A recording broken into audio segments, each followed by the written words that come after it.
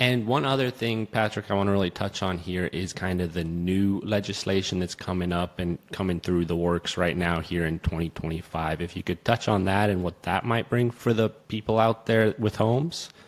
There has been a statewide mandate that's made single-family zoning illegal for most, if not all, cities, and affects cities that are over 75,000 residents more than the others. But most of the municipalities, including Shoreline, Bellevue, Kirkland, Redmond, and Seattle, are working through legislation changes to respond to that. And so what that means is there is no such thing as single family zoning in the future. And the new legislation is really structured to add density and to incentivize additional density. So you're actually able to build more the smaller the lots are, accessory dwelling units. If you want to sell an individual home, the primary, the ADU, and the DADU, you have to condominiumize it, and that's kind of your pathway to selling it. That works fine. There's some limitations there and some hurdles in terms of getting a mortgage for it.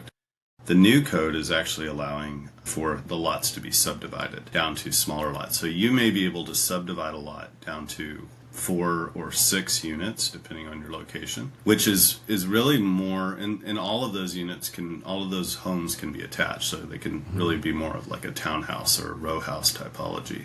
The main message there is there's a lot more flexibility for homeowners, for investors and developers. There's a lot more flexibility with what you can do with your property. Whether you're staying in your home, it just gives you a lot more freedom to be able to unlock the value of your property. And it gives, well, I also want to say it adds value to your property. So if you were to put your property on the market and an investor comes in and they know they can build 3 or 4 homes on that, it's going to add value to your property. And so it gives you just a lot more flexibility in terms of That's a exit great or point what you right want to do there.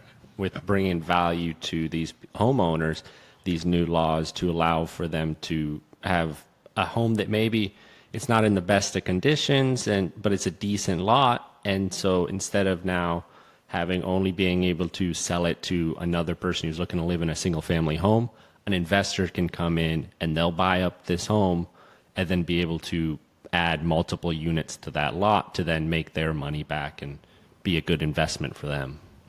The timing for this is soon, so the legislation should be going into effect in all of the municipalities that are working through it right now as of the end of June. I think that's the state mandate. So it's coming on soon, and this is just really going to help because Seattle and Washington is really, I mean, you touched on it earlier, restricted with where you can build with. I mean, we've got mountains, we've got water, so being able to add more density into these already lots and being able to subdivide them is just going to really help bring more homes in, increase the supply, because we know the demand here in Seattle always seems to be growing.